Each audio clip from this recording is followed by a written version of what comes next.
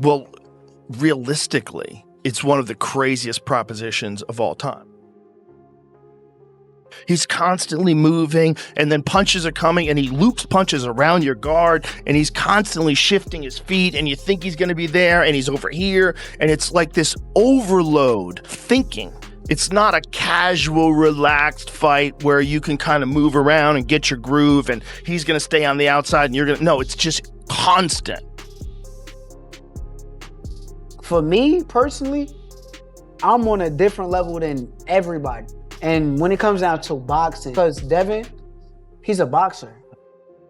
Joe Rogan didn't hold back while discussing Devin Haney's potential showdown with Shakur Stevenson, issuing a blunt warning about the danger of underestimating Stevenson's lightning fast reflexes and rapid combinations that could overwhelm Haney. Terrifying human being.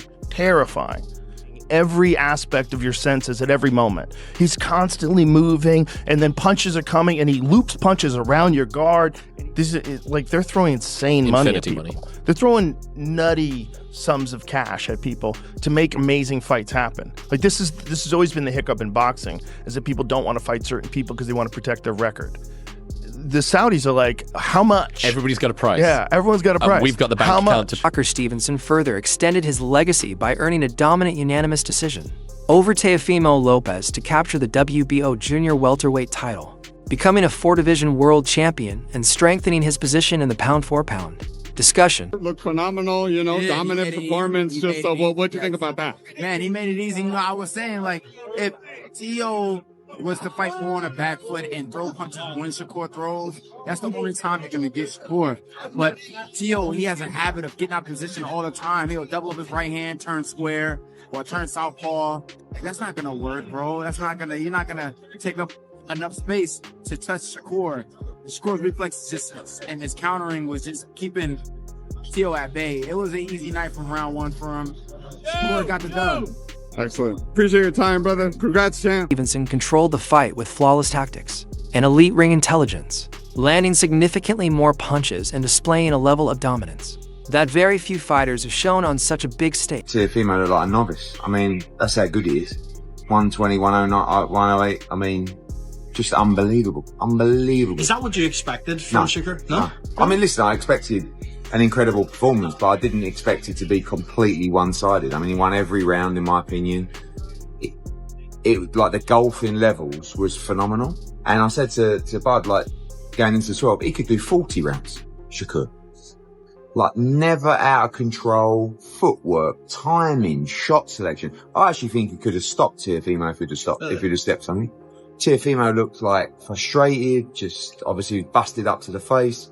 He's a phenomenal fighter, 4-division world champion. Fight. He openly discussed his future options, including mentioning Devin Haney as a possible next opponent. Stevenson expressed confidence that he would outbox Haney. He's a boxer. It's not like he's a stone cold killer who's just gonna go in there and try to knock me the out. Yeah. He's gonna try to outbox me. I'm the greatest boxer. How do you...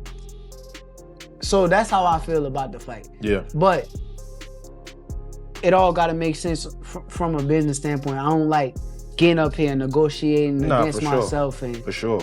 But for me, I'm willing to make the fight. But do you see it as it being that could, you know, like we always said, the Four Kings, even though you wasn't a part of it, the whole thing, the whole plot was like at the end of the road, there's gonna be 2 guys left standing, and that's the big fight. Do you see that as that's potentially what that could be? I'm a bad motherfucker. Yeah, like, you are. I ain't lie. Like, at the end of the day, Devin Haney is a bad motherfucker in his own right, but when you say like 2 guys standing, there's only 1 guy with me, and that's me. Like, I don't see 2 guys, I don't see 3 guys. I used to, like, that was young Shakur. However, Stevenson has made it clear that if he chooses to fight at 147 pounds, he would insist on a rehydration clause.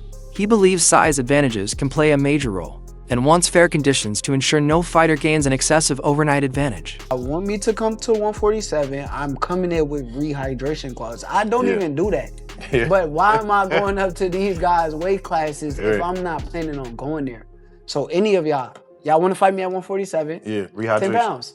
10-pound rehydration. That like the IBF rule, basically. You got to understand, that means on fight night, when we get in the ring, they're going to be 157, maybe 158. Max. No bigger than 160 that night.